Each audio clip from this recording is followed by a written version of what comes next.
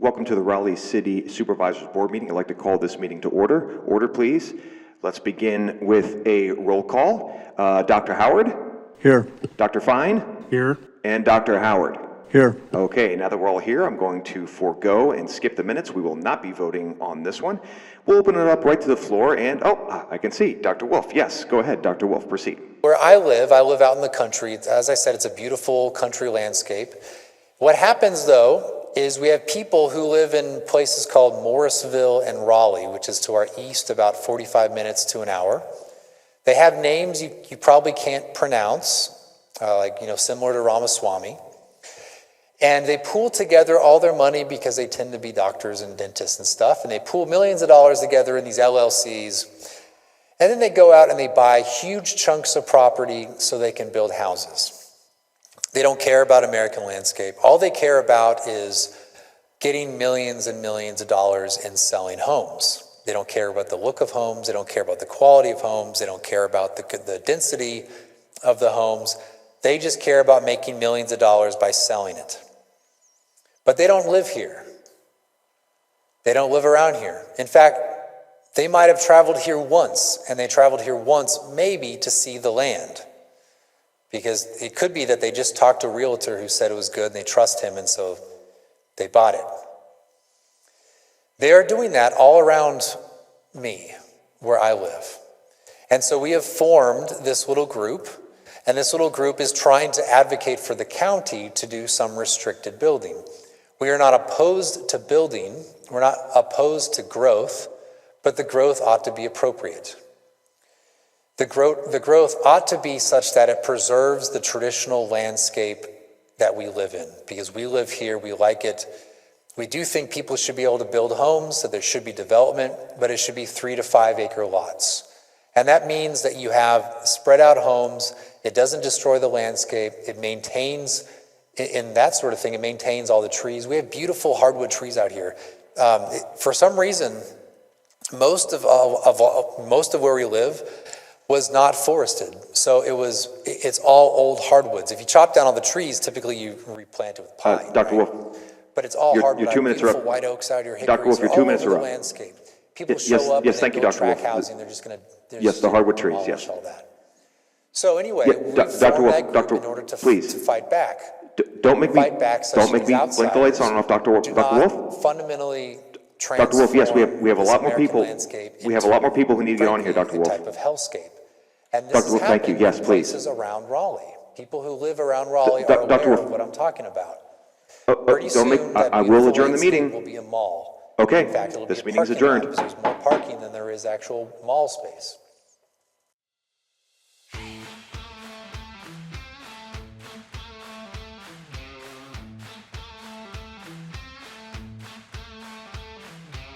Welcome everyone to this episode of the Think and Reform podcast, and just, I kid. I'm just teasing Dr. Wolfe. I'm just teasing, having a laugh at his expense. Just kind of just attempting to bring a little bit of perspective to what he's saying there on in his video on defense of the common good, which you can find in his podcast, The Lone Bulwark. But he gave a speech. The name of the video is called In Defense of the Common Good.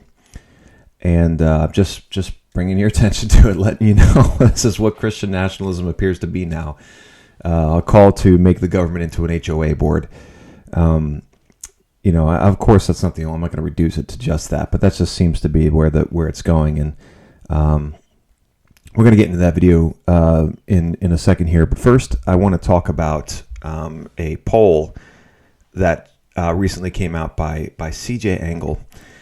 And I was at a wedding yesterday with a friend of mine, and I was talking about this poll with him, and he told me about a very, probably one of the most bizarre things I've come across in the Reformed world. Back in, it's like 12 years ago, he just said, an interesting anecdote about CJ Angle. And he told me this story that I could not believe. Like, I spent the next 5 minutes, like, my face screwed up and what in the world are we doing here? It was such a bizarre story. But my friend, Conrad Martin, who you can see on Future of Christendom, he just recently did a debate against another guy named Conrad Martin about is Christianity philosophically defensible? And Conrad, my friend Conrad, was sitting at the table with me, and he said, "Oh yeah, interesting story about C.J. Engel. About 12 years ago, I entered into a essay contest with, I don't know how many people were in it, but it was on the Trinity Foundation, and it was put up by the Trinity Foundation. This is 2013 Christian Worldview Essay Contest." And he said, funny thing was, C.J. Engel was also in that essay contest. And he told me, and I was like, okay, well, there's nothing weird about that, obviously, right? Very normal. He told me, bizarrely, that the essay contest had a first, second, and third place winners. First place wins $3,000, second place wins $2,000, and third place wins $1,000. And he told me that in this contest, whoever was in charge, I can't believe it to this day, but whoever was in charge of this contest decided not to give my friend Conrad second place. In fact, they gave second place to nobody. Nobody got second place. They just gave first place to C.J. Engel, and then they gave third place to my friend Conrad Martin. And that was it. Nobody won second place. And I said, you got to be kidding me. This is weird. Why would they do it? He said, to this day, I don't know. He goes, I don't know why. I said, this is so weird. I said, do you have any proof of this? And he said, yeah. And he found the website. And sure enough, here it is. Winners of this is the Trinity Foundation website. The winners of the 2013 Christian Worldview Essay Contest. The first place of $3,000 plus 15 books are awarded to C.J. Engel of Folsom, California, for his essay Gordon Clark on Science and Behaviorism. Next sentence. There was no second prize awarded this year. What? And then they go, third prize of $1,000 plus 5 books are awarded to Conrad Martin of Ephrata, Pennsylvania, for his essay Behaviorism, The Broken Machine. Congratulations to our winners, and thanks to all those who entered the contest. All entrants had to read the books Behaviorism and Christianity and the Philosophy of Science and Belief in God by both Dr. Gordon H. Clark and write an essay about the books. And there's a picture of CJ on the front. He's smiling. He's the winner. Just Trinity Foundation. What in the world? You just no. We've decided to forego second place, and you get third place. I've never heard of anything like that before. I've never heard of anything like that before. I'm looking at this and going, who wrote this? CJ's grandmother?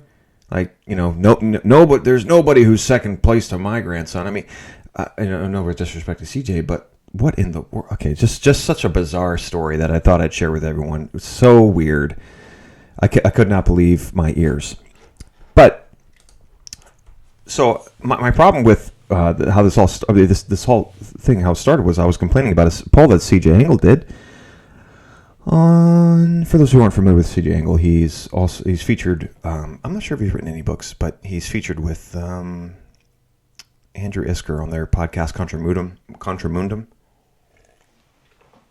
which is a Christian Nationalist podcast. And he put out a poll recently with, as of May 6, 2025, almost 3,000 votes. Okay, these are by Christian Nationalists. That is largely a Christian Nationalist audience. And his question to everyone is, what is the most pressing political issue? And far and away, number one, 83% of the poll, immigration/identity. That's the most pressing political issue. A far second place. Maybe there is no second place. Maybe this is third place here. Maybe this is kind of the same feel here. There is no second place. There's just third place, fourth place, and fifth place here. A far second place is abortion at 9%. 9% think that immigration/identity. 9% think abortion is a more pressing political issue than immigration/identity. Inflation/jobs is 4.1%, and sexual depravities is 3.2% with this poll. 83% of the people polled thought the most pressing political issue is immigration/identity. That's the most pressing political issue. Now, I don't know who the Christian Nationalists think they are, but that's insane. That's insane. That shows that these guys are not thinking for themselves. They're not. They're listening to the talking heads. They're not thinking for themselves. They're going with someone's interpretation of history. And most of them got to, I don't say most of them, but a lot of the Christian nationalists became Christian nationalists because they started to question the idea of the institutionalizing someone's interpretation of history. And so far, the justification I've seen for this immigration/identity being number one is an interpretation of history. Well, what happened back in the 50s and 60s, and how did we get abortion? Well, it was probably immigration and identity and multiculturalism, right? That's how we got abortion, right?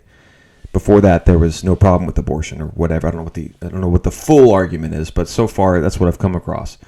Is looking at history, and I think it's completely questionable at best as you're rejecting the institutionalizing of a certain group's view of history, because that's the post-war consensus. We're rejecting the post-war consensus, and I thought we learned our lesson of this is what happens when you institutionalize someone's view of history. Bad things happen, right? Because they say the Holocaust didn't happen, and we picked the wrong side, and post-war consensus has caused a lot of damage. And now here they are again doing the same thing by rejecting God's hierarchy of sins. And I said in the last podcast, I said for some reason the Christian nationalists they've grabbed hold of this thing, this immigration identity thing, and they won't let it go. And if they lose this thing, then I don't know what their identity is anymore. They're just, I guess, normal Christians or something. But with the immigration identity, this poll, just looking at it and realizing that 83% of the people polled view immigration/identity. These people call themselves Christians. Is this a Christian response? Like, we want this nation to be a Christian nation, and we want the most important. We think that the most important pressing political issue is immigration above abortion. What the immigrants might do is worse than what's happening now with the slaughter of our children, the legalized, celebrated, promoted, institutionalized slaughter of our children. Shout your abortion. But a bigger problem than that is that is people coming into this country who aren't Americans, not even Christians, because the Christian nationalists don't even think that you being a Christian is enough to get you into America. You have to go through this vetting process that I don't know if anyone's ever sat down and thought about it yet, like how we're going to vet these people. But so far, from what I've heard from Dr. Stephen Wolfe, even being a Christian isn't enough for you to come into America. That's not good enough. You got to do a lot more than that. And I think Joel Webbin is like, no, you can't come in here, even if you are a Christian. But this is insane. The Christian nationalists, I mean, that 83%. Whoever voted for immigration identity being more of a pressing political issue than abortion is biblically ignorant of what God views as faithfulness and righteousness. What exalts a nation? Does the Bible say homogeneity exalts a nation? Is that what exalts a nation? Or is it righteousness exalts a nation? Right? People coming into this nation who do not believe in America and want to destroy it is not a sin that the nation is committing. Okay? Illegal immigration is not a sin, right?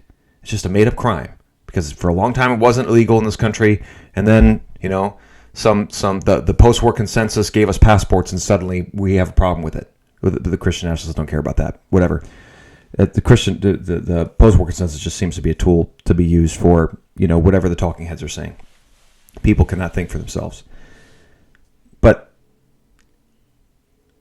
it's a biblically ignorant statement to say to make the case that what's more important than us killing our children is people coming into this nation who are undocumented or who are brown or who want to destroy America.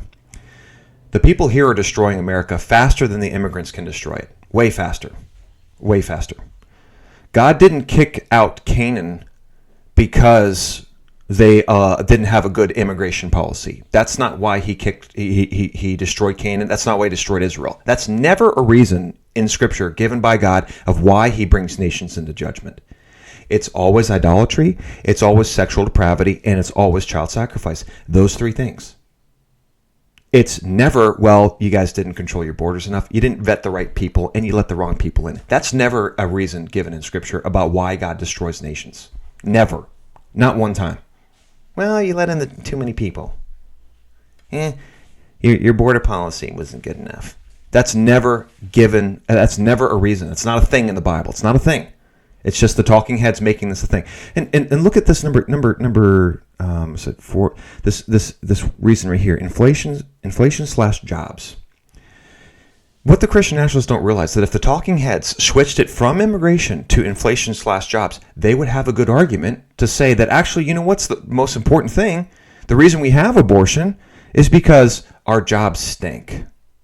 That's why we have abortion. Because people can't take care of children. And the Christian Nationalists would be like, oh yeah, it's a good reason. They'd be right there. They would be right there if the talking heads switched it over to, well, what's more important than immigration/identity is actually inflation/jobs.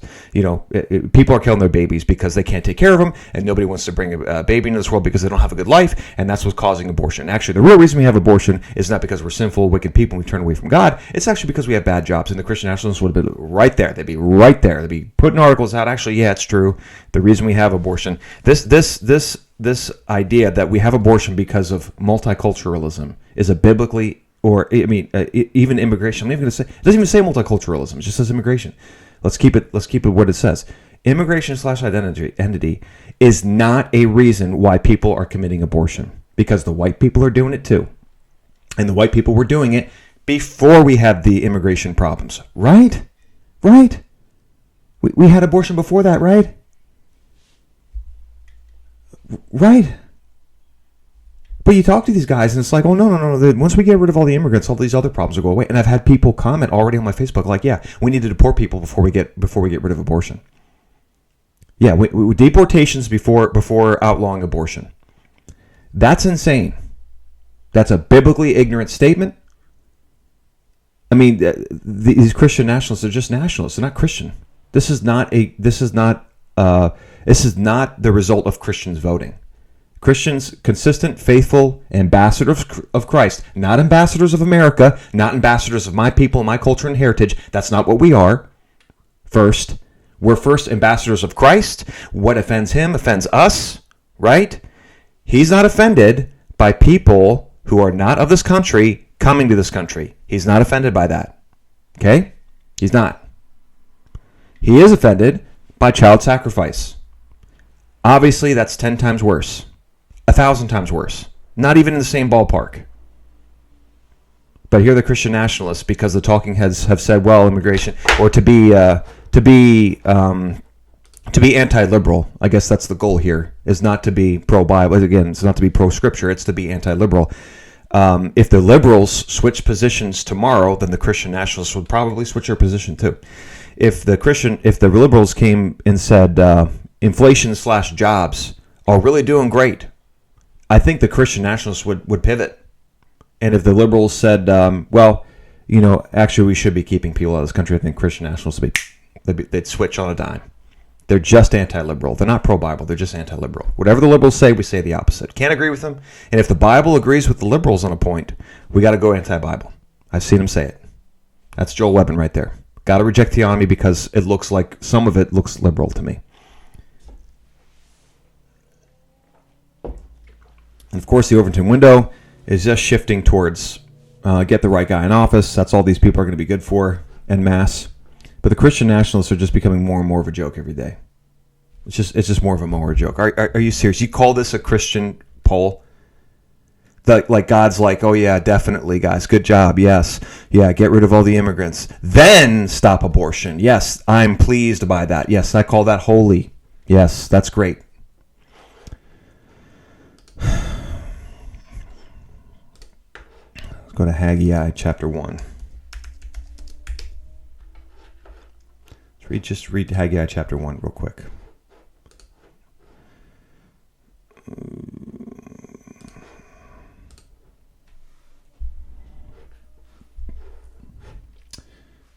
The second year of Darius the king, on the first day of the 6th month, the word of Yahweh came by the hand of Haggai the prophet to Zerubbabel, the son of Shealtiel, governor of Judah, and to Joshua the son of Jehozadak, the high priest, saying, Thus says Yahweh of hosts, this people says, the time has not yet come, even the time for the house of Yahweh to be rebuilt.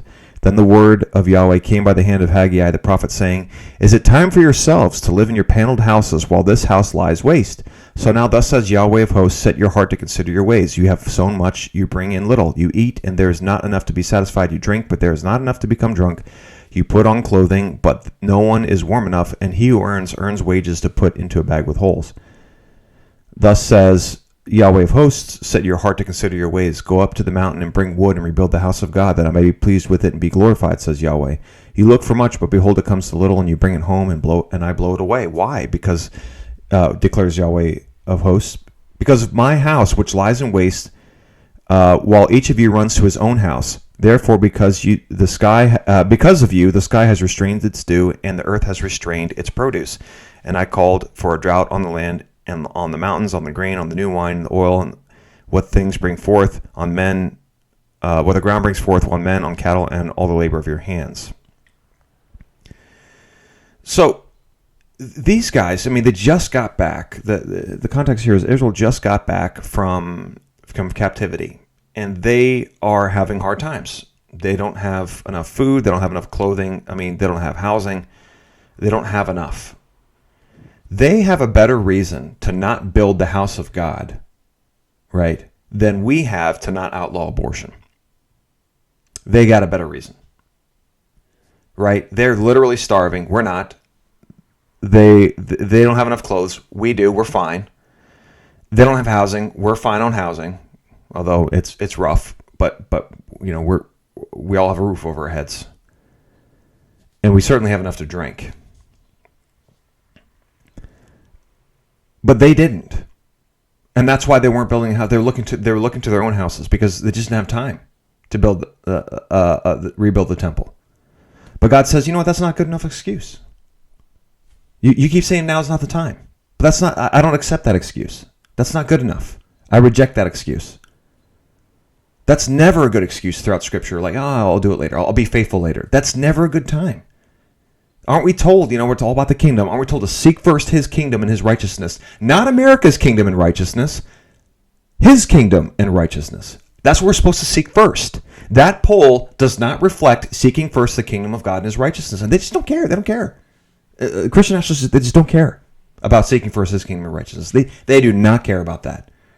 They're just fixated on what the talking heads are saying. If the talking heads say, well, immigration is a problem, well, then immigration is a problem. If our leaders say it is, and I can tie it back to the post-war consensus, and it's anti-liberal, then that must be true. What does the Bible have to say? Well, I don't know. Can't really do that. Better question is, what does Aristotle have to say? That's Christian nationalism right now. But the Israelites had a better reason to not build the house of God than we have to outlaw abortion. But the Christian nationalists keep saying, well, now's not the time to get rid of abortion. Now's not the time. But there's something else. There's something else that's more important. More important than child sacrifice is immigrants coming in here. At like 100% of American history, immigrants coming in here. Oh, but they're from different nations that aren't Christian. Yes, 100% of the time of American history, we've had immigrants from non-Christian nations coming here. Have you ever heard of the Chinese? How about the Indians? Oh, but they're coming here more. No, they're not. If you read the history of immigration in America, the ratio is pretty much the same. Here's the difference. There's less white people because we keep on killing our children. That's what we're doing. Now, I want to walk back that statement. I'm not actually sure. I'm not going to die on that hill of what I said there. That's what I've been led to believe, but I actually haven't looked at the data. Is the immigration the same, or is it more, or is it less, given the ratio of the of the nation. The per capita percentage and all that kind of stuff. So I'm not going to die on that hill. Someone might be able to make the argument that yes, we have much more immigration compared to the population. But here's what I do know. We do have less white people in this nation because the white people keep killing their children. Right? Here's one way to increase white culture. Outlaw abortion because the white people keep killing our children. Yeah, other races are doing it too. I get it, right? But we're also doing it. How many more white people would we have had if we never had abortion in this nation? How much more white people would we have? You got all you people are so obsessed with white people. How much more white people would we have had if we would have outlawed abortion? Christian Nationalist, whatever. No. We need to tighten up the border and chase after the wind, which you'll never be able to stop illegal immigration in this nation. It's not going to happen. The nation's too big. You're not going to do it. There's too much interest. People are fighting too hard to get into this nation. You're not going to do it. When I was in Mexico, there was a driver who was driving us back to the airport. My wife and I, and I was complaining to him that the aquarium that we went to, my wife and I did the dolphin experience, and they wanted $150 for 10 photos. That's how much the aquarium was asking for. 10 photos, they wanted $150. That's ridiculous. That's asinine. And of course I said no. I was like, no, we're not paying $150 for 10 photos. That's ridiculous. And then our driver says, wow, they charged you $150 for 10 photos? I said, yeah, they did. He goes, that's 3,000 pesos. That's how much I make every 2 weeks. And I said, well, how many days a week do you work? He goes, I work 7. I said, don't you get a day off? He goes, yeah, but I come in on my day off. I said, well, why do you come in on your day off? Why don't you just tell them I'm not coming in? It's my day off. He said, well, then I'll get fired, and then they'll bring in somebody who will come in on their day off. And he said, some days I work 24 hours. They want me to stay 24 hours. And then you have this country like America where you work 5 days a week. And they have this we have this very strong merit system that if you work really hard, you can really make it. And that's being eaten away with each new left and right policy that's being instituted. But you think you're going to keep these guys out with a wall? Guys like that who look at the wealth and the opportunity in this nation, and they say it's just a boat ride away, or if I save up enough money, I can pay a coyote and get my whole family over here. You think you're going to stop that with a good border policy or vetting? You're not going to stop that. That's a chasing after the wind. You're not going to stop that. That is ridiculous and insane. To think, oh yeah, once we get the right policies, we'll stop everyone coming in. You're not going to stop it. You didn't stop drugs. You're not going to stop guns. You're not going to stop. You can't outlaw a substance. You can't outlaw a person. It's not going to happen. But as long as we're anti-liberal, who cares, right? That's the goal, is to posture. So that's a poll that was recently shared. And let's move on to Dr. Wolfe's video here in defense of the common good. All right. Now, I also want to say that you have obligations to the group, and here is why. You have obligations in a civil society to the group. Now, this is based upon the nature of man. I think a lot of people nowadays don't fully conceive of how them as an individual, what they say that they are, is actually fundamentally dependent upon their living with others. So you can read Robinson Crusoe, and you can see him achieve all sorts of great things, by himself, and then he gets his man Friday, and he's able to achieve great things. But you know what? He actually carried with him on that shipwreck to that island. He carried with him all that body of knowledge that he learned from England. So that there's a tendency of readers to read that book if you can get through it. It's a little dry. To think, well, that's individuality, but actually not. But really, you can achieve your potential.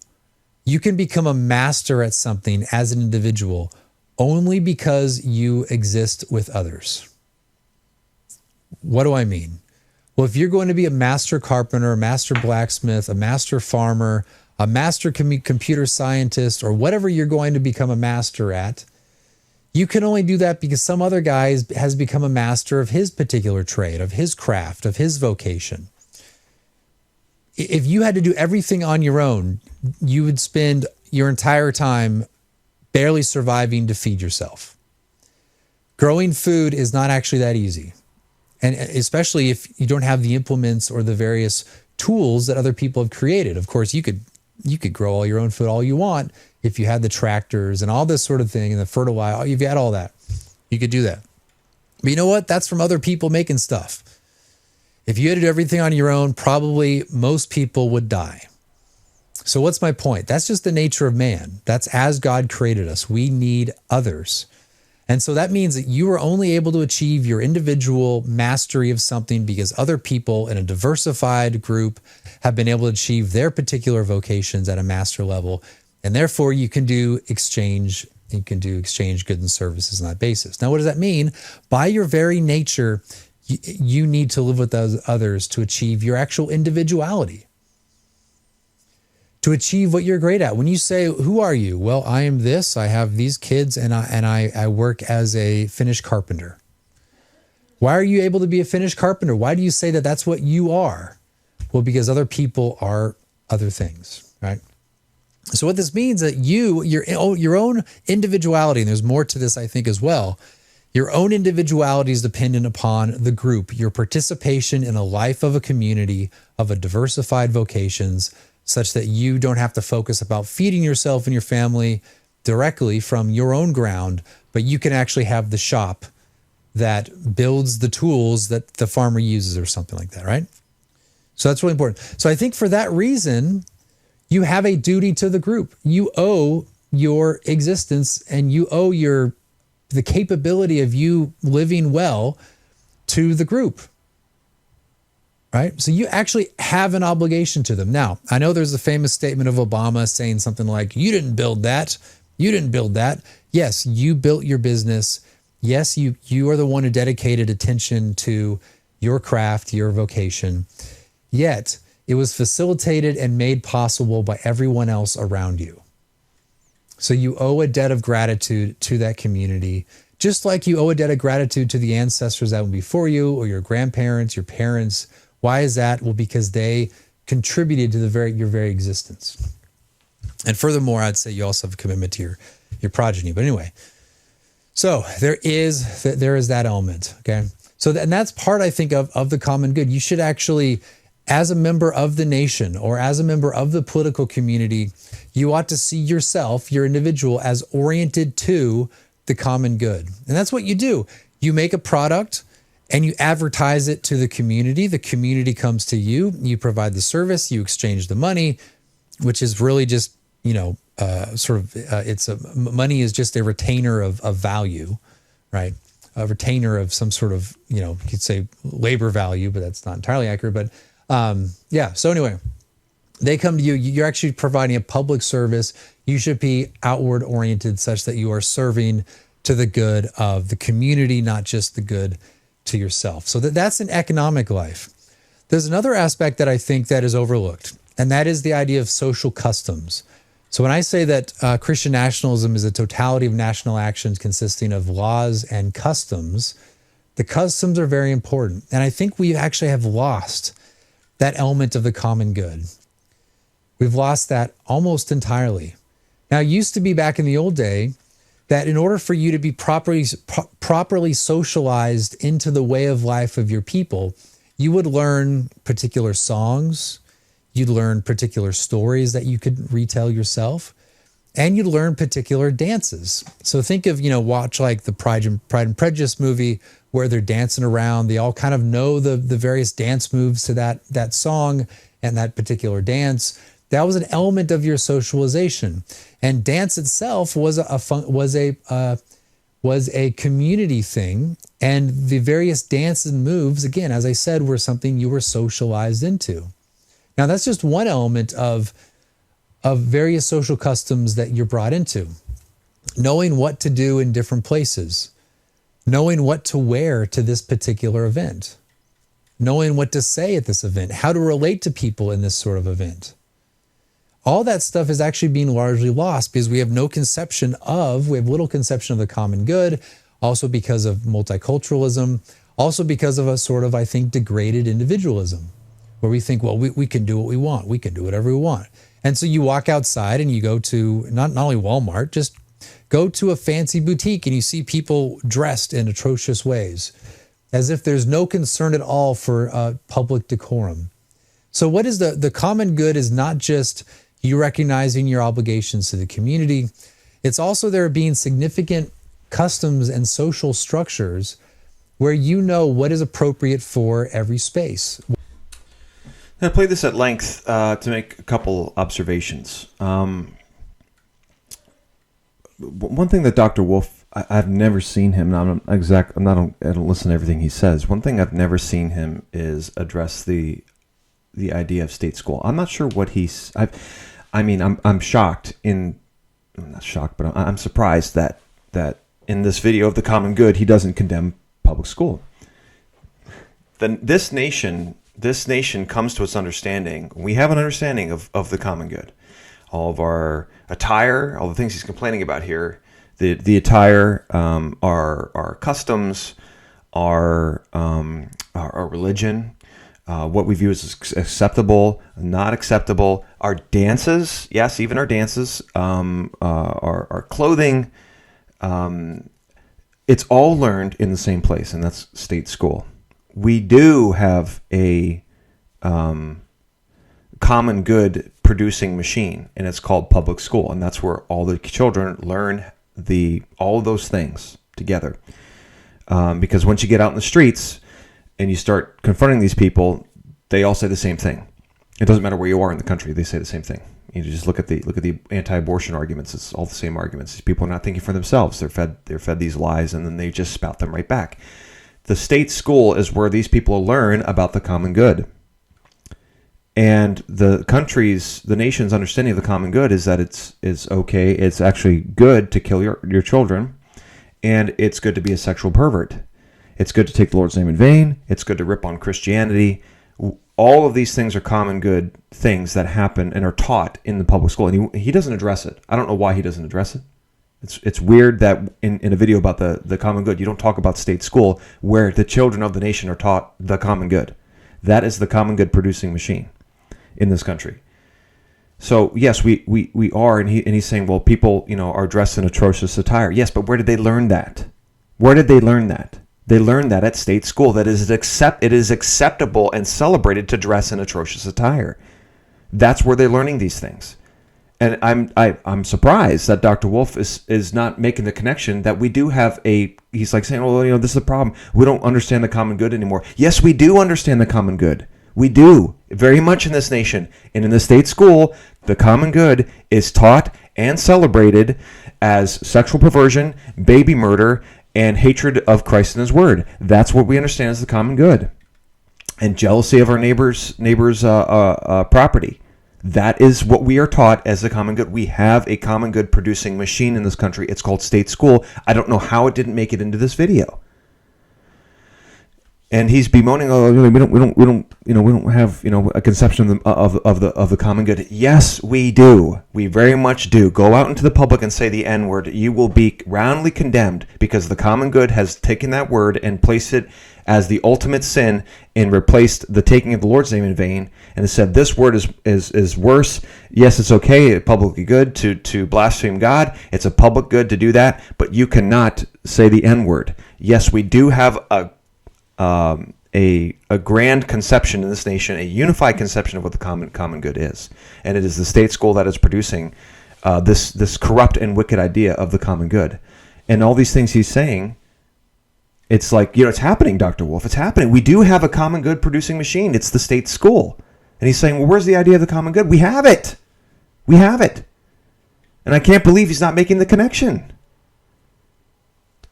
All of the children in this nation are taught what the common good is, and it's being taught in the state schools from preschool all the way up through college, where they keep on developing this idea of what the common good is, and it's a very narrow idea of the common good. It's okay. You should kill your baby.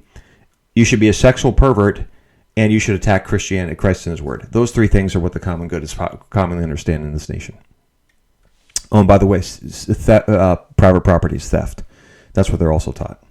And be a good status bootlicker. So that's the first thing I want to say. The second thing I want to say is the Christian nationalists don't know this yet, but they're getting ready to condemn the founding of this country. It's going to be somewhat of a battle, and maybe a new sect of Christian nationalism will branch off, but they don't know this is coming, but it is. There's going to be a sect of Christian nationalists that condemn the founding of this nation. You have to, right, to be consistent. I mean, there's always going to be someone who's more Christian nationalist than you. There's always going to be someone who cares more than you do. And they're going to say, actually, you know what, the founding of this nation, promoted this idea of this rugged individualism, this new sin of rugged individualism that the Christian nationalists have arbitrarily placed as a sin. But Dr. Wolfe is getting ready. I don't think he knows it yet, but he's getting ready to condemn the founding of this nation because the Constitution promotes this liberal idea of rugged individualism above where we came from, the monarchy in England. And I've already seen some Christian nationalists defending the loyalists, and some already saying we need to go back to the monarchy. This was a mistake, right? The Constitution was a mistake. We need to go back to the monarchy.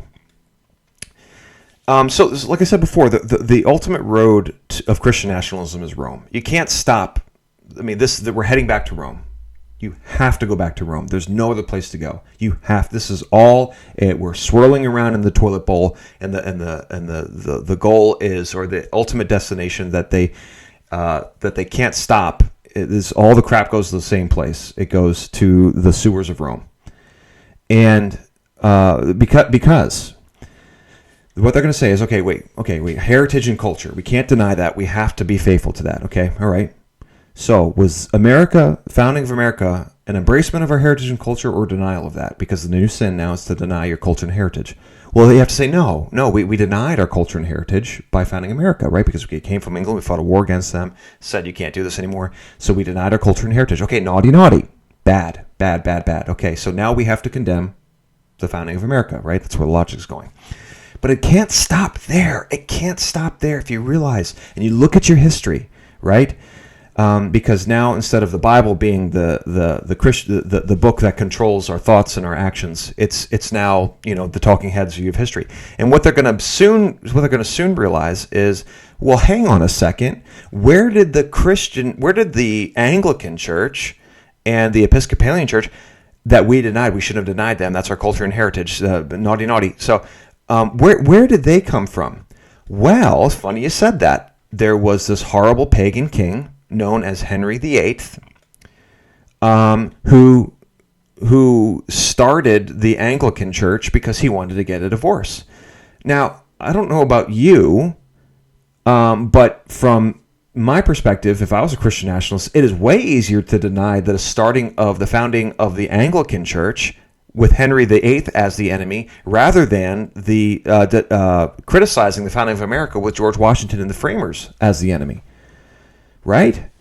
So it's not going to stop at the founding of America. They're going to say, okay, well, where was the next time we got off of our culture and heritage? The founding of the Anglican Church. Also a denial of our culture and heritage and our forefathers, right?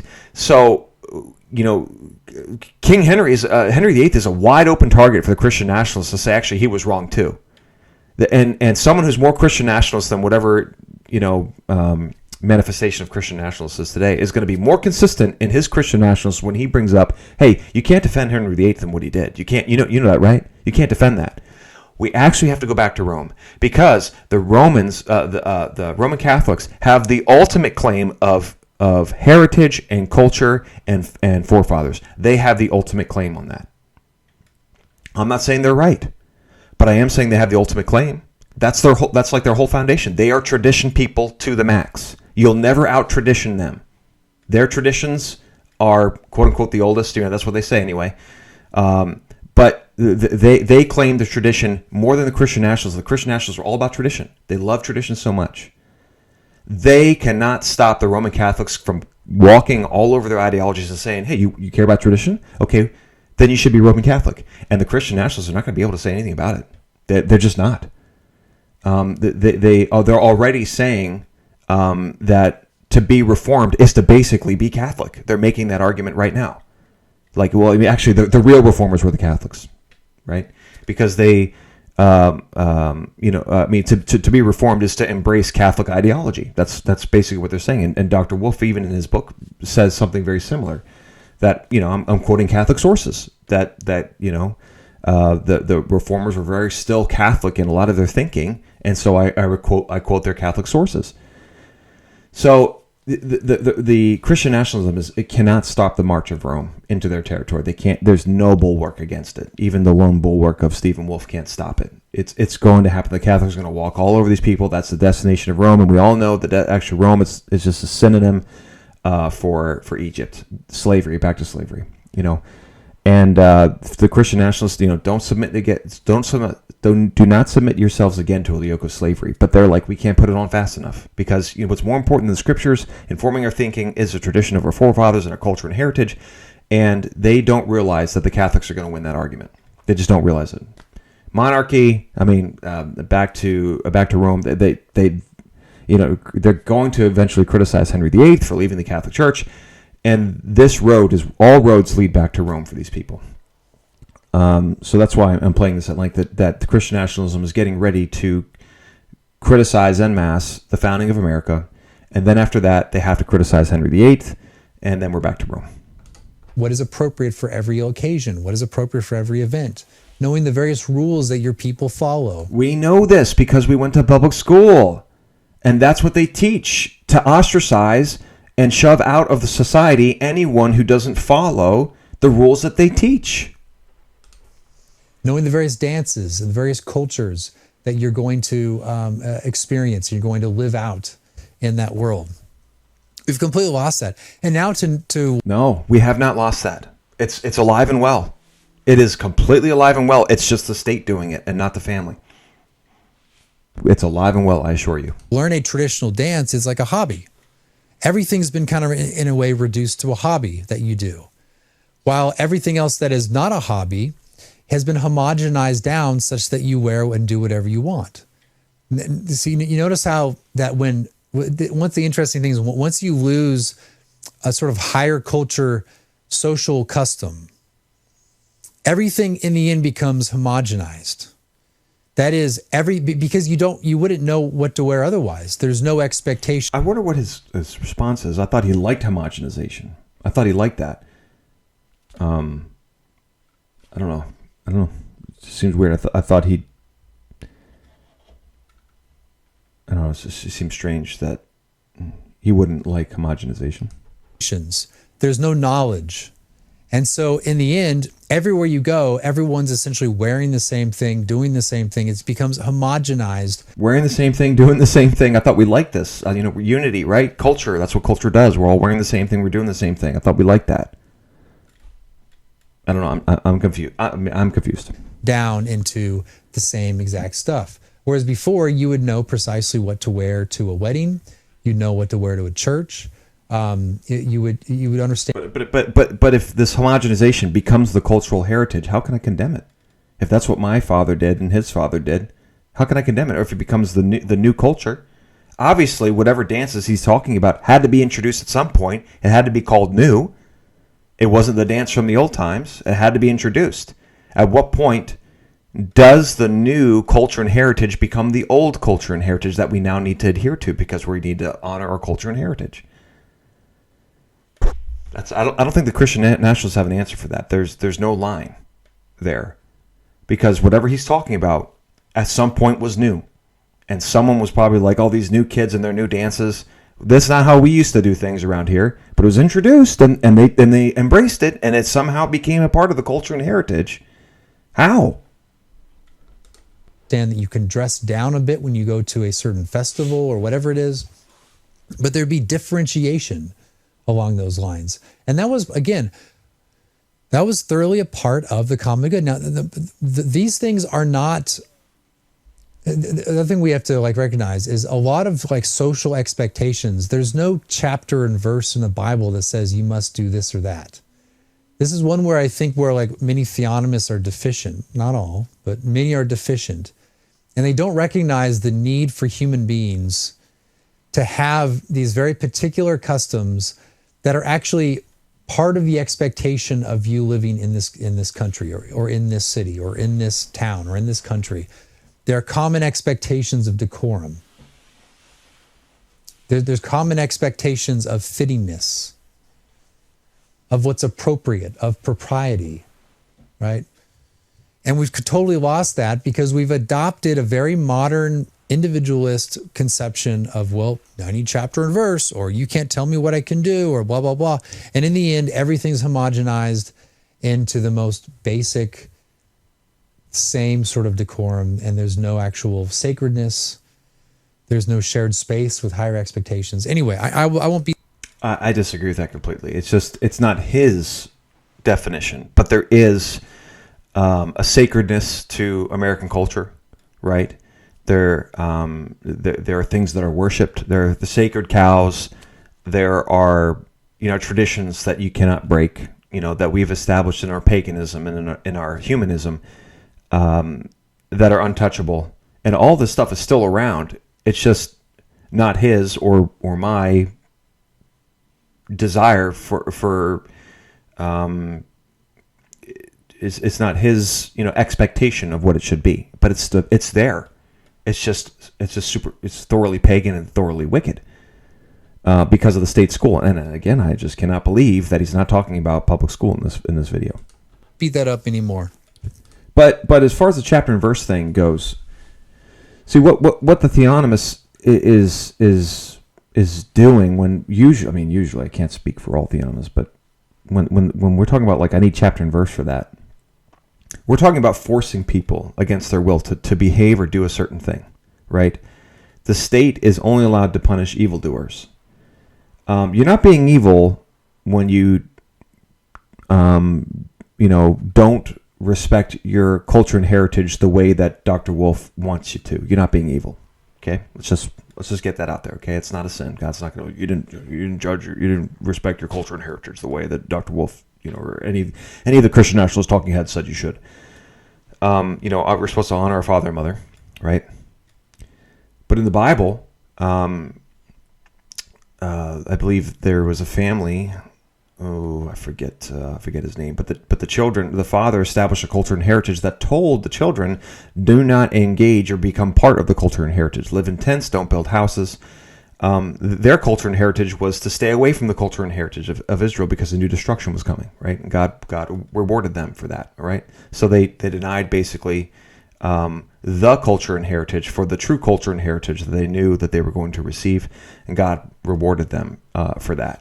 So God's not going to judge you for denying the culture and heritage, whatever that means. Whichever one you want to pick or go through, that's not a sin. For some people it might be disrespectful. For some people it might be good. Your culture and heritage might come from a heavy drinking family where people got drunk all the time, and you can go back and my father and his father and his father and his father and all that kind of stuff. And you said, well, I'm not going to do that. My culture and heritage is to get drunk and to get into brawls and to argue all the time. That's my culture and heritage. And if you deny that, that's fine. That's good, actually. You should, right? Put the brakes on the culture and heritage, Christian Nationalists, okay? Not all of it's good. Some of it needs to be questioned. Some of it needs to be gotten rid of. And some of it needs to be celebrated. But the theonomist says, okay, but when you're forcing me to do something, when using the power of the sword, I need chapter and verse. If you're like, do the dance, and I say no, and you're like, okay, I'm going to force you to do the dance. That's what Dr. Wolfe's talking about here. He's talking about, he eventually gets into state involvement, state action, in enforcing culture and heritage, our forefathers' culture and heritage. And theonomist is like, okay, hold on a second. We've just gotten into state action now. I need chapter and verse for that. And Dr. Wolfe's like, oh, you don't need chapter and verse for everything. And he confuses it a lot of time. I don't need chapter and verse for what I need to eat or drink. I don't need chapter and verse for how to replace, a flat tire, right?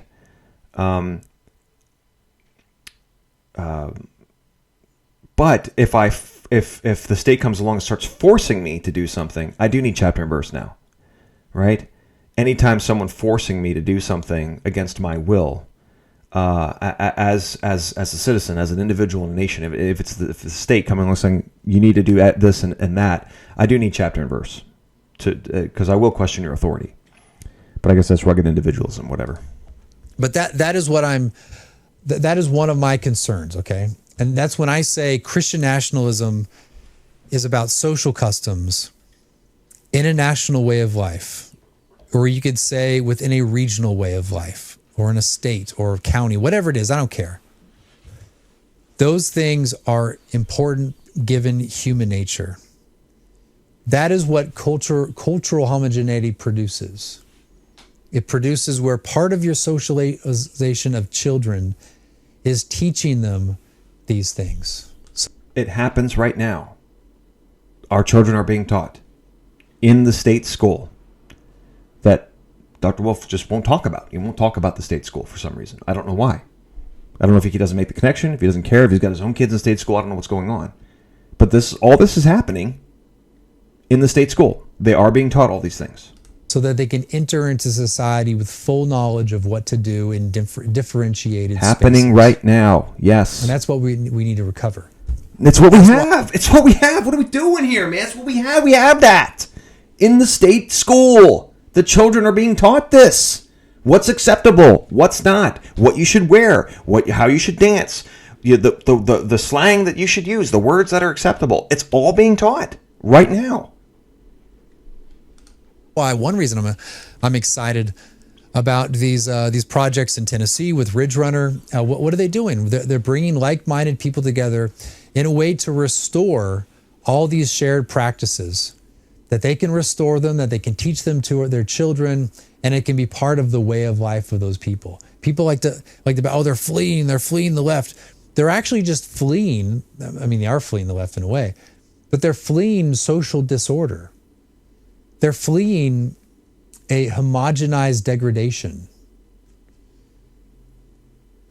They're going to a place where in a way they can start over, where their children can be, and them can be brought into and cultivate a differentiated shared space of decorum, of propriety, of fittingness.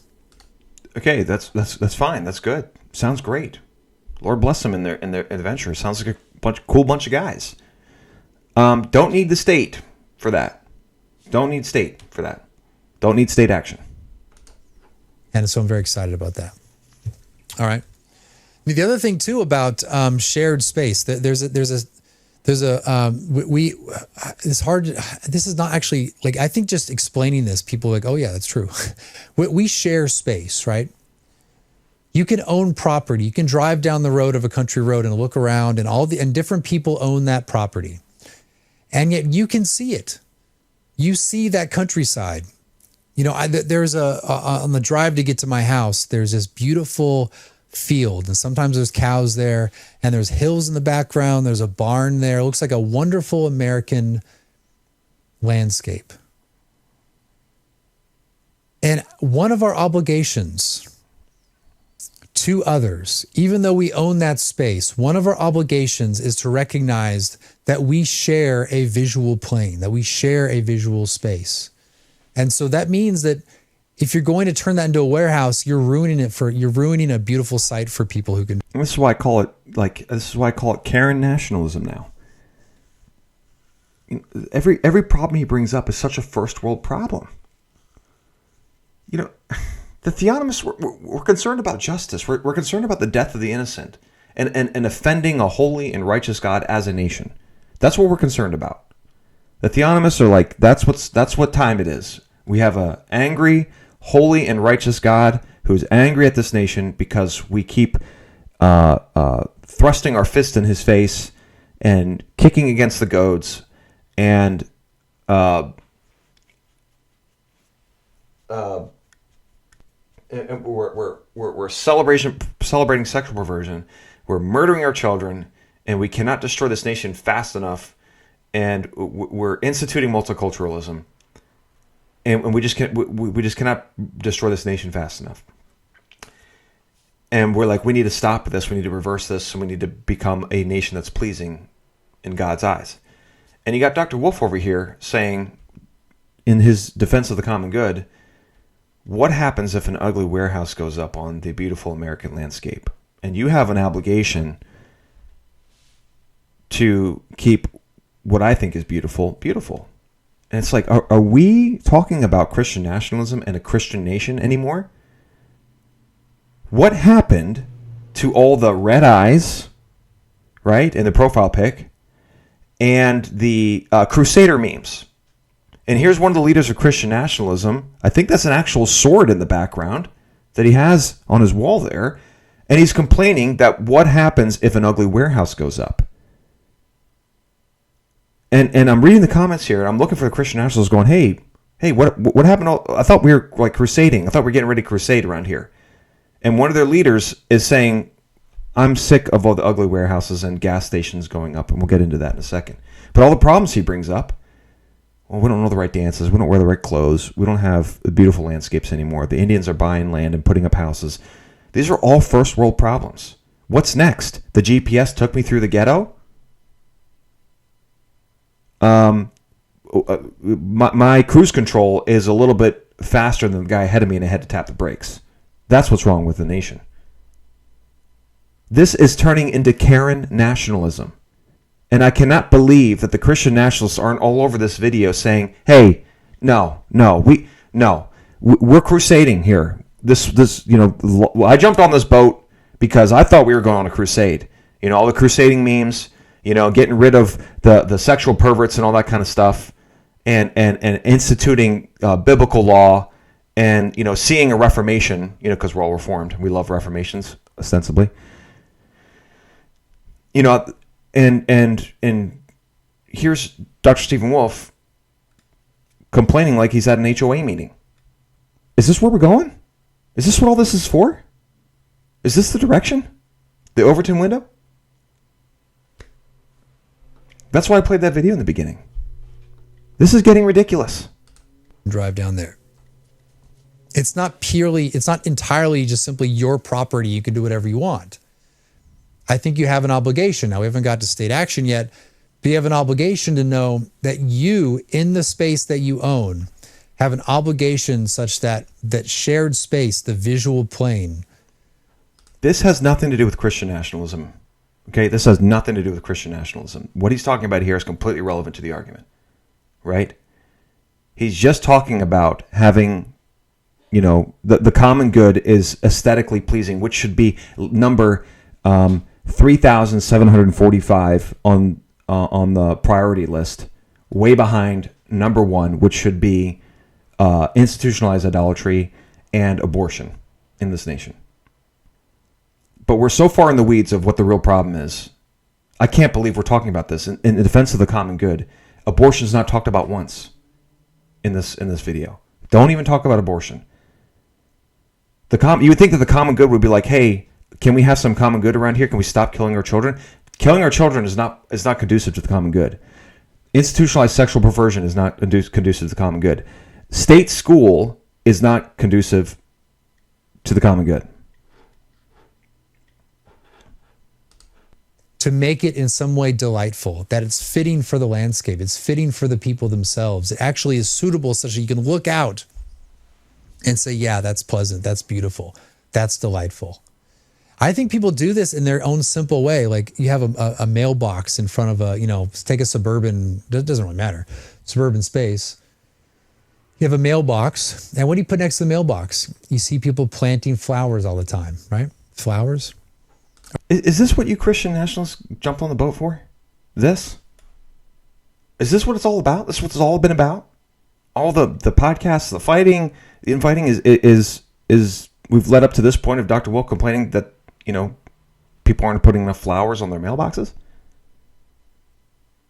I better not see one more meme about a crusade after hearing this podcast and not seeing the Christian nationalists ratioing this podcast into oblivion.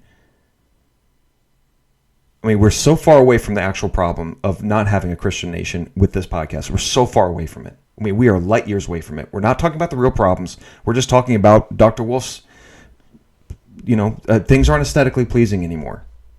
And that's his defense of the common good. Doesn't even talk about abortion, sexual perversion, state school, the real problems, a government that celebrates and institutionalizes all these three things. We're not talking about that. But the common good comes down to what kind of flowers My pansies are different color than my neighbor's pansies, and his curtains don't match mine. You've got to be kidding me. Are they doing that for themselves? Are they doing that simply so that when they drive up, they see the flowers? Or when they can look out the window, they see the flowers next to the mailbox? No, it's public facing. It's such that people can look over. He's not wrong, okay, right? He's not wrong about his things of like aesthetics, and it's good that people, do things for the common good. It's good, if you read the of Plymouth Plantation, the William Bradford talks about the common good a lot. But this can't be the reason we're all up in arms about the common good. Flowers on my mailbox. This can't be the reason. This can't be the culmination of all the crusading memes I've seen from the Christian Nationalists. This can't be it. This cannot be it. While we don't talk about the real problems that are destroying this nation. Please, this can't be it. Look, he's talking about a problem, and I'm not going to say he's wrong about the problem. I agree that I love driving through the Pennsylvania landscape and seeing cows, and I do get disappointed when fields are destroyed and a warehouse is put up. But this cannot be the case in point of why we need to talk about the common good. This can't be it. Please tell me this isn't it. You Christian nationalists are becoming more and more of a joke if this is what it's all leading to. And see that as delightful. It's so people can look out there and feel like this is home. Not just a home that some people occupy, but a broader shared space in which people are experiencing, this is a delightful place. This is my home. And you can contribute through that. You ought to contribute to that through your own property for others, because we share this world with others. And those people we depend upon, and they depend upon us. An expression of loving your neighbor is making your owned space delightful for others. And that is part of the common good. You don't know who's going to see the flowers, probably your neighbors, but other people will see it as well. And that contributes to, again, the common good. All right? All right, so I hope we're thinking through these stuff. I hope this makes some sense. Now let's get to state action. Everyone's like, wait a second, Wolf, I agree to everything, but now you're doing state action. You're doing government. I hate government. Okay, well, fine. Well, let me give you some examples here where I think there is appropriate state action. The first one, this one everyone affirms, is the enforcement of contracts.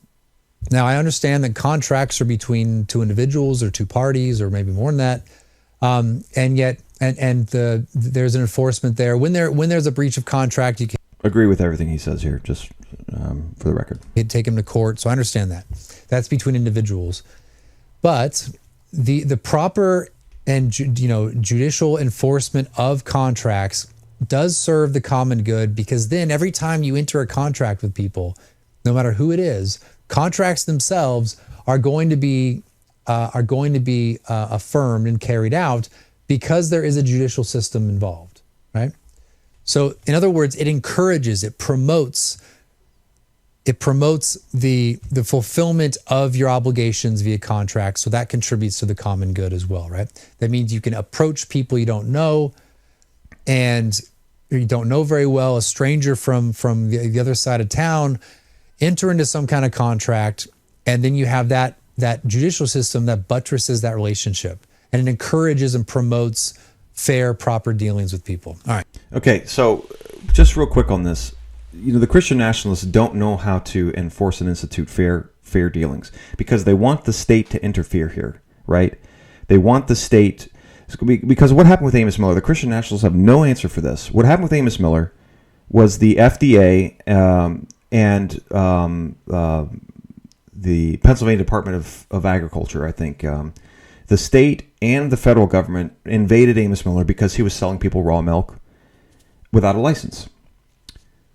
Now, I don't think that Dr. Wolfe is going to condemn that, right? Because as soon as you pass a law, the standard is no longer the contract. The standard becomes the law. And what the judge told Amos Miller was, did you or did you not break the law? I don't care that you entered into a contract with somebody else and that you agreed to take money for the raw milk. That's irrelevant.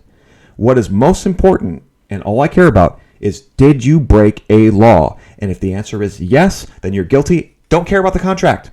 Contract's irrelevant. Don't care that there are people who testified that I need this food to be healthy, that this food was healing to my autistic son, which is real actual testimony in the case. The judges came down and said, yeah, did you or did you not break the law? Right? And the Christian Nationalists want these people in our lives, wants the Christian prince and the civil magistrate in our lives telling us how to do business irrespective of the contracts that we set up. So I submit humbly that Dr. Wolfe doesn't see the problem and the contradiction of using the state to enforce the power of culture and heritage and still say in the same breath that the state should honor contracts. Because he doesn't want the state to honor contracts if it breaks his laws of culture and heritage. He does not want the state honoring the contract. The state does not honor contracts right now. They don't.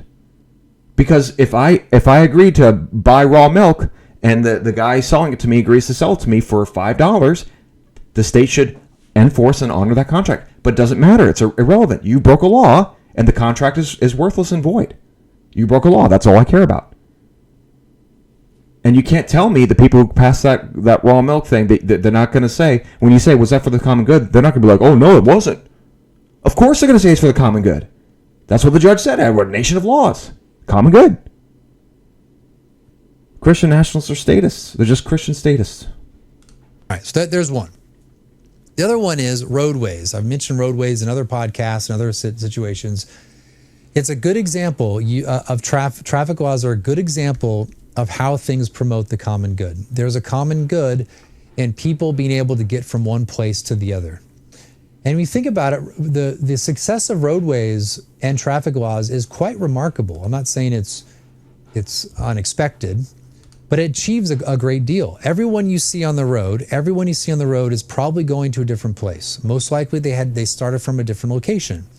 So you're going from A to B, because luxury brands from C to D, and you eat F. And then there's thousands of people on the road all doing their own thing. And somehow all of this, each individual having their own interest in line to get to their end point, somehow that's all coordinated, at least in most of the United States. I know there's problems in other places in the world and also the major cities, but in most places I could get my car right now and I could get with ease to pretty much anywhere I want to go within a 200 or 300, 400 mile radius right now. There's an expectation of that. I don't even have to think about it. I maybe have to plan my route a bit, but I don't have to worry about other things.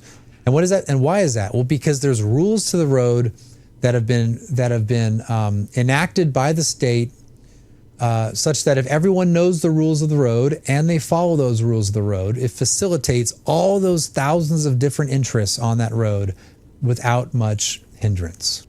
Now, this is a recent thing. The state controlling all aspects of our commerce in the way that he's talking about it now. Let me just read this quote here. This is from History Hit, Dan Snow's History Hit, talking about a guy named very interesting guy. I didn't even know about him, but his name is Isambard Kingdom Brunel, and the guest on the show said this, quote, Britain and France were the two leading nations in the Western world where science, technology, and engineering were concerned, but they'd always taken radically different approaches. In France, ever since the reign of Louis XIV, there was a top-down regime where the state had corps of engineers and schools of engineers and built roads and bridges, right? What Dr. Wolfe wants, the state doing this. It did everything for the power of the state, and that was still true under the Napoleonic Empire.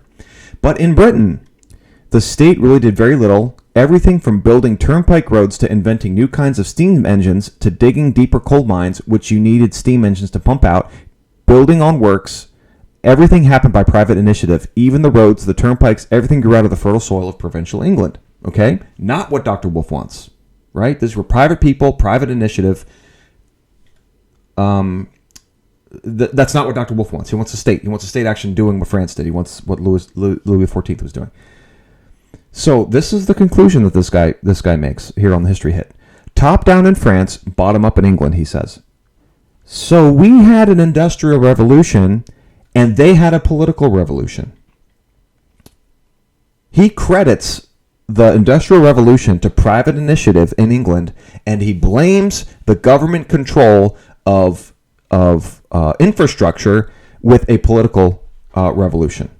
Now, Dr. Wolfe doesn't want that. He doesn't want, for what he's saying here, I mean, I guess according to him, it was chaos in England. Right? But when you have the state controlling things, they freeze the technology through their regulation because they force you to do something a certain way with central planning. That's what we're arguing for. This is central planning. Through central planning, you freeze the technology in such a way that it cannot grow naturally. And instead of having this horrible thing called rugged individualism and people thinking freely about how to get from point A to point B, we're forced through law and penalty and punishment, licensing, taxes, codes, and fees. We are forced to do something a certain way.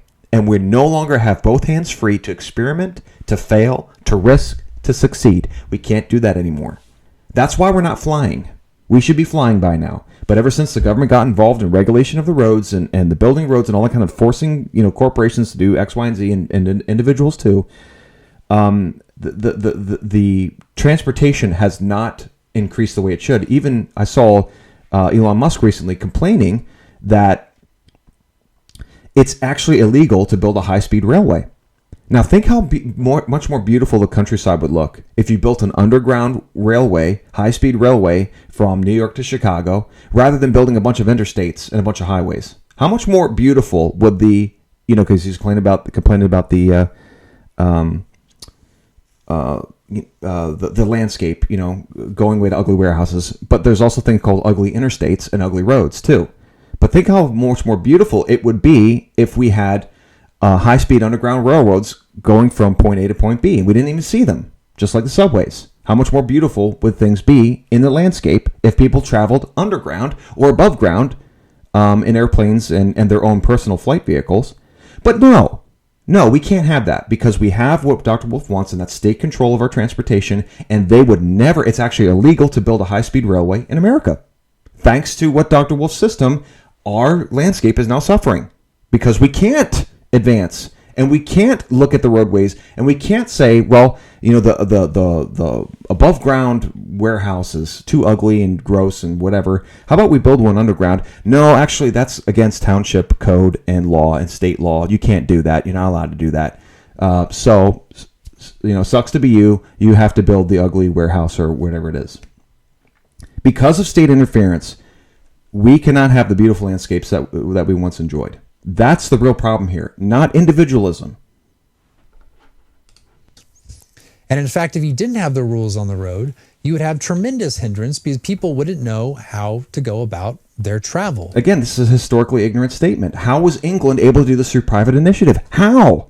They didn't have the state regulating everything. How? Their movement.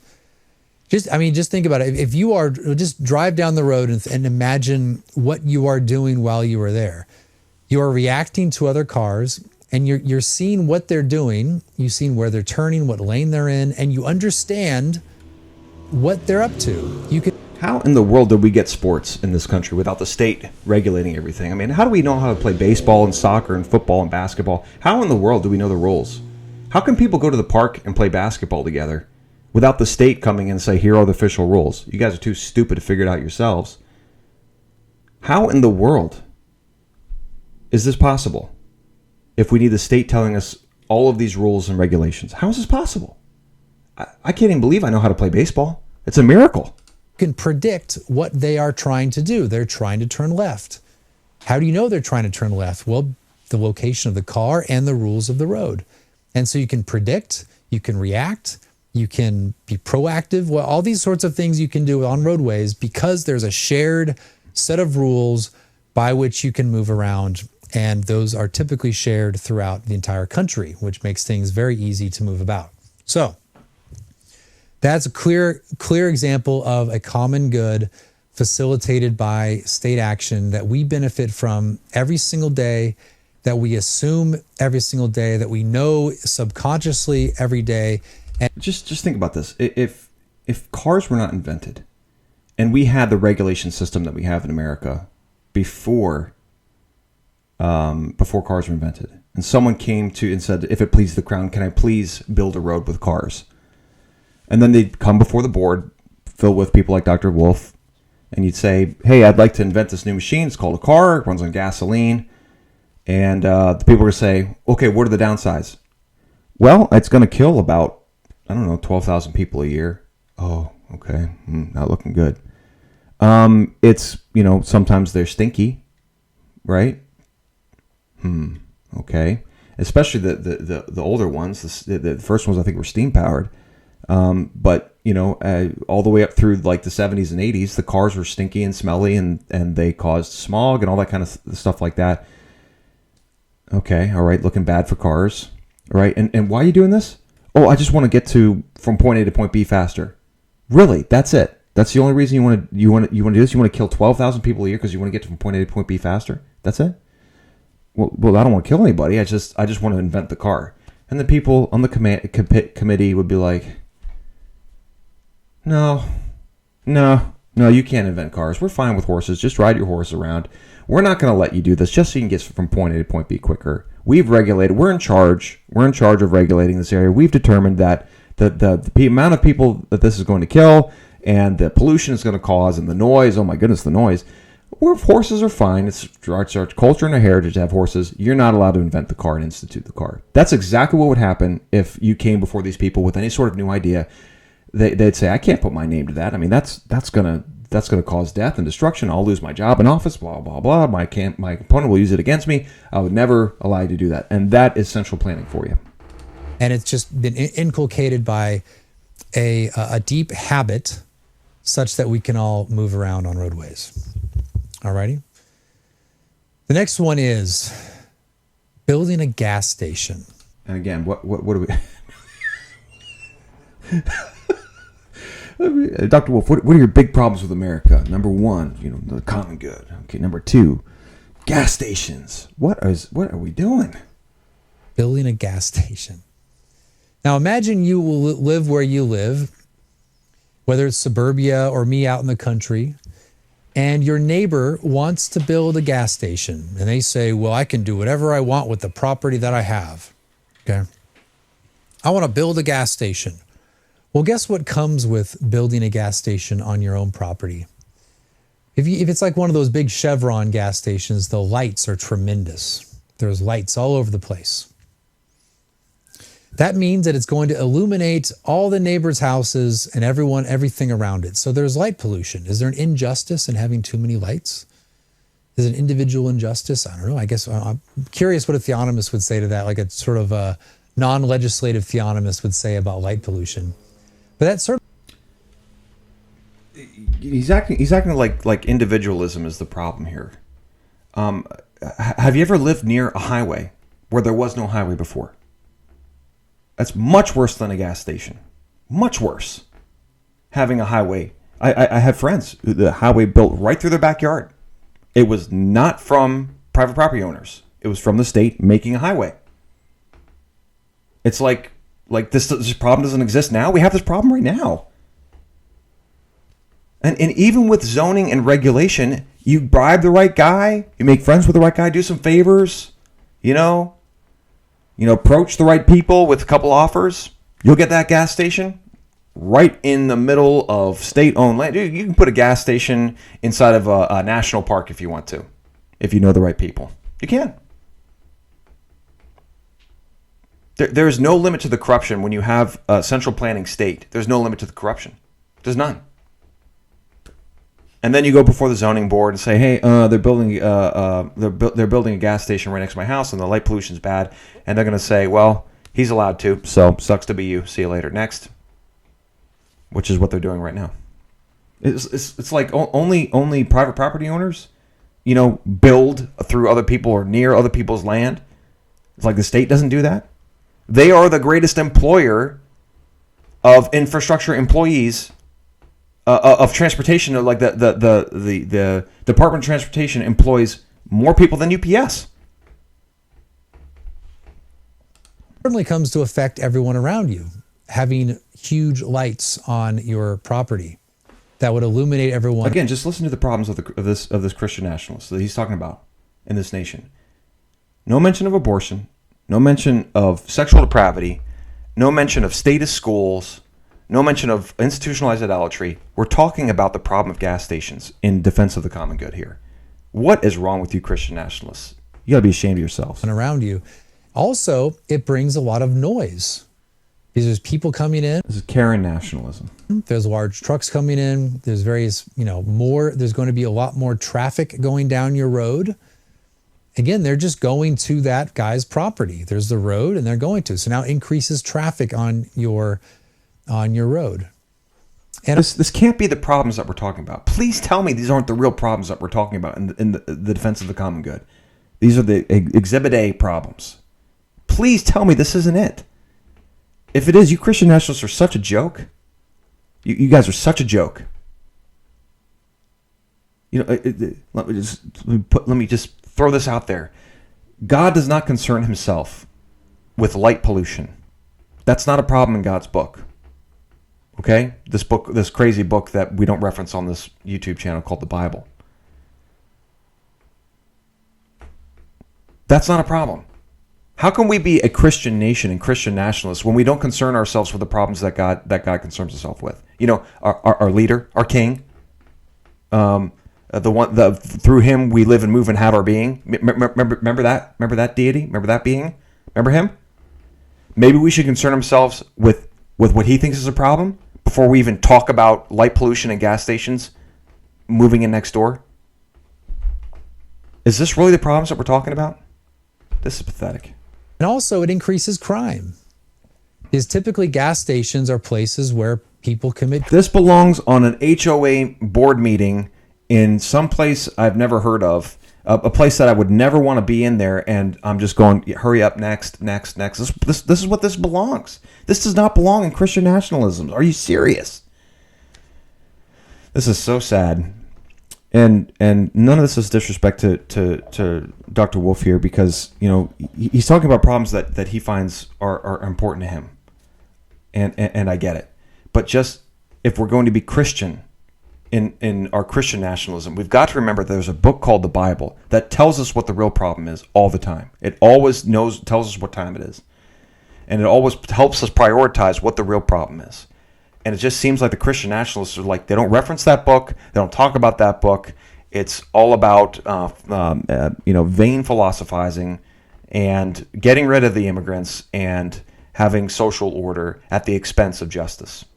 Right? You need to suspend your right to justice, because if you're right, it is just that you have the right to do whatever it is you want with your property. That is just. That is a just thing. But Dr. Wolfe is casually talking about suspending that justice so we can have peace and order according to his design, which is what he talks about in his book, The Case for Christian Nationalism. The Christian Prince orders society by his own design. That's what the Christian Prince does. And Dr. Wolfe is kind of viewing society through that lens of what would I do if I was the Christian Prince? This is how I would order society. But this is just an embarrassment and a joke as far as our Christian heritage goes, and what the Puritans had to go through to establish their colony. This is a joke. This is a complaining of first world problems and using Christian nationalism and the power of the state to solve my first world problems. It's a joke. It's an embarrassment. You Christian nationalists should absolutely be embarrassed that one of your leaders is talking like this. You should get on this YouTube channel, ratio it into oblivion. Or else I don't want to see one more. I do not want to see one more Red Eyes meme or one more Crusade meme, because this is what your leaders are saying. You guys should be embarrassed and ashamed of yourselves that your leader is saying this, and you guys are not on this. You're not all over the YouTube comments. There's a bunch of people going, "Oh, this is good. That's a great discussion." You guys should be ratioing this into oblivion, but you're not, because you're not serious. You're not serious about justice. You Christian nationalists, you want peace at the expense of justice, and this is right on time. You guys are heading to Rome, you're heading to Egypt, and you just don't care because you're biblically ignorant. You guys should be ashamed of yourselves. That's all I have to say for this video. Thanks everybody for listening to the Think and Reform podcast. We will see a lot of you guys next Saturday, May 17th, in Ephrata for our symposium on Lancastrian theonomy. Looking forward to seeing you guys all there. Thanks everybody for listening. And remember, my friends, think and reform.